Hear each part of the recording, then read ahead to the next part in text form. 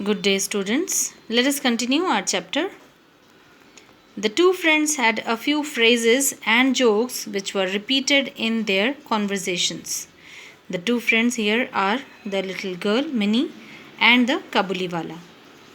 They had a few phrases and jokes which were repeated in their conversation. Means when they talked, they had some few words or jokes which were repeated in their conversation, talkings.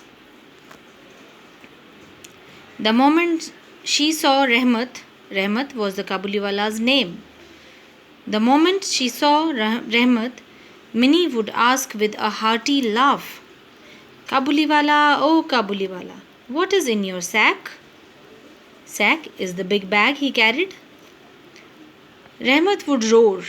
Roar here means answered loudly, Hathi.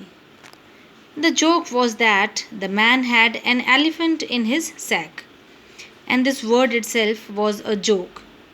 That the man, Kabuliwala, the Rahmat, had an elephant in his sack. It was unbelievable and made Minnie laugh. This caused the two friends to double up with laughter. Double up is bent up. Laughingly, physically bending. And the sight of that innocent joy between a little girl and a grown man used to move me deeply. This me here is for the author, Minnie's father. Moved me deeply means made me emotional. Another routine exchange between the two was, Missy, you should never go to the in-laws. Another routine exchange between the two means another things which were being exchanged between these two, Minnie and the Kabuliwala, was that Missy was the word used for the girl. You should never go to the in-laws. Means he wanted that the girl should never go to the in-laws' house. Bengali girls were commonly familiar with the term in-laws practically since birth. This Minnie's family was Bengali family. So, the author says that Bengali girls were commonly familiar with the term in-laws practically since birth.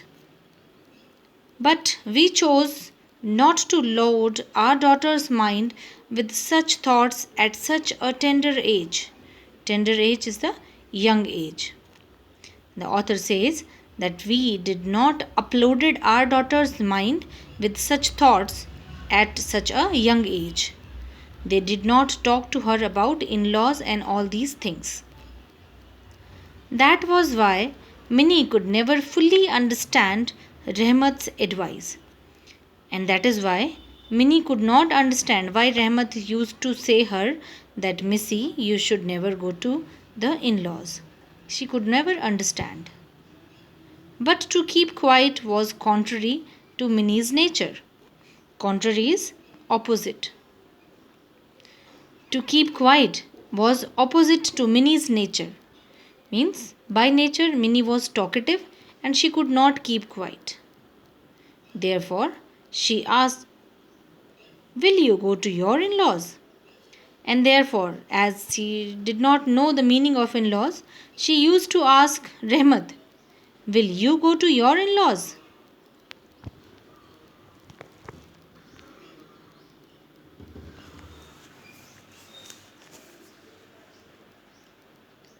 Making a huge fist with his hand, Rahmat would pretend to punch imaginary in-law and said, I'll wallop my in-law. Making a huge fist. Fist is the bending of fingers and thumb all together, and making a punch to hit somebody is called fist. Making a huge fist with his hand, Rahmat would pretend to punch at his imaginary in-law and say, I'll wallop my in-law. Wallop is to hit with a hard blow. Thinking of the condition of the unknown creature called father in law, Minnie would burst into laughter. At this, when Rehmat said that he would envelop his in law by thinking this condition of the unknown creature called father in law. Father in law was a word which was not very known to Minnie. Minnie did not know what is meant by father in law, so she would burst into laughter. She would laugh loudly. Minnie's mother is naturally a timid person. Whenever she hears a slight noise from the street,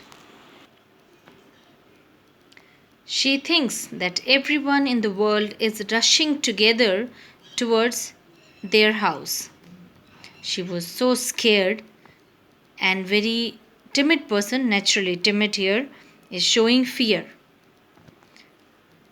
So whenever she heard noise from the street, she thought that everyone in the world was rushing together towards their house.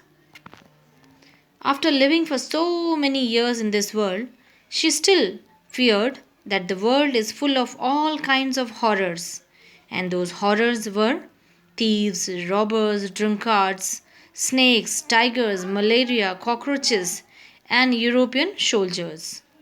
She was scared of all these things. She was not free of suspicion about the Kabuliwala Rehmat and nagged me to keep a watchful eye on him. Nagged here is to constantly trouble, to force somebody constantly, continually, to keep a watchful eye on him. She always wanted her husband to keep a watchful eye on him, Rehmat, the Kabuliwala. She would say, "Isn't slave trade still in practice?" And to prove her fear correct, she would say, "Isn't slave trade still in practice?" Slave trade was when people were bought and sold and made slaves. Earlier times, it was like that persons were bought and sold and they were made slaves, servants. So she was scared that still that thing was in practice. Is it altogether impossible for a little child to be kidnapped? She was so scared that she thought that her little girl is easy to be kidnapped. I tried to make light her suspicions. The author said, I tried to make light her suspicions. However, my wife remained suspicious of the man. Suspicious, a feeling that someone is wrong, someone is not good for us. Suspicion.